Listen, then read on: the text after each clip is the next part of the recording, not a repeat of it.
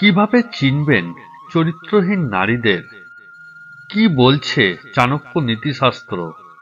মেয়েদের সবথেকে বড় সম্পদ হলো তাদের সম্মান। কোনো মেয়ে যদি দেখতে খারাপ হয় তাতে তার সংসারে কোনো ক্ষতি হয় না, কিন্তু যদি তার চরিত্র খারাপ হয় তাহলে তার সংসার ধর্ম সব শেষ হয়ে যায়। তার সাথে সাথে সেই মেয়েকে যে বিয়ে করেছে তার জীবনও শেষ হয়ে যায়। তাই বিয়ের আগেই মেয়ের চরিত্র জেনে বিয়ে করা উচিত। কিন্তু একটা মেয়েকে বাইরে থেকে দেখে চিনবেন কিভাবে? তাই আপনাকে মেনে চলতে হতে পারে কিছু কথা। আচার্য চাণক্য বলেছেন কিভাবে সৎ ও অসৎ চরিত্রের মেয়ে চেনা যায়। তাহলে আসুন আর দেরি না করে জেনে নেওয়া যাক। নাম্বার 1, একাধিক পুরুষের আসক্ত।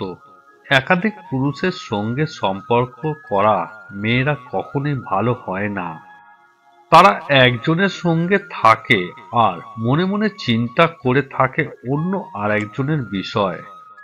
এই ধরনের মেয়েরা ছেলেদের জন্য খুবই খারাপ সময় হয়ে আসতে পারে। এমন মেয়েরা চরিত্রগত দিক থেকে একদম ভালো হয় না। এরা প্রকৃতপক্ষেই লোভী প্রকৃতির হয়ে থাকে। এরা নিজেদের কিছু উদ্দেশ্য সাধনের জন্য ছেলেদের সাথে সম্পর্ক করে থাকে। নাম্বার 2, সঙ্গী বদল। চরিত্রহীন নারীদের জীবনে বন্ধু বান্ধব ও সঙ্গী অনেক থাকে, কিন্তু প্রকৃত বন্ধু কেউই থাকে না। কয়েকদিন পর পরই এদের সঙ্গী বদল হয়ে থাকে।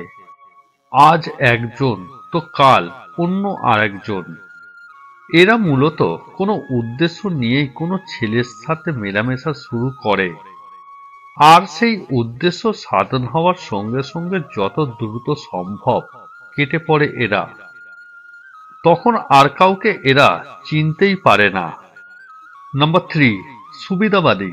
চরিত্রহীন নারীদের জীবনে ইমোশনের কোনো দাম নেই, কারণ ইমোশনের কথা এরা ভাবেই না। এরা সব সময় ভালো পছন্দ বেছে নেয়। এরা সব সময় ভাবে কার কাছ থেকে বেশি সুবিধা পাওয়া যায়। একজনের কাছ থেকে যদি ভালো কিছু না পায় তাহলে তারা অন্যজনের কাছে চলে যায়। নাম্বার 4, চোখের ক্ষুধা। ছলনাময়ী নারীদের চোখের দৃষ্টি খুব নির্লজ্জ প্রকৃতির হয়। এরা ছেলেদের দিকে এমনভাবে তাকায় যেন ভিতর পর্যন্ত পড়ে ফেলেছে। এরা পুরুষের জীবনসঙ্গী হিসেবে একদমই ভালো হয় না। যখন তখন এরা যে কারোর প্রেমে পড়ে যায়। নাম্বার 5, চাহিদা। চরিত্রহীন মেয়েরা অল্পতেই খুশি হয় না। এদের চাহিদা দিন দিন বাড়তেই থাকে। নিজের চাহিদা পূরণের জন্য অনেক পুরুষের সঙ্গে এরা সম্পর্ক রাখে।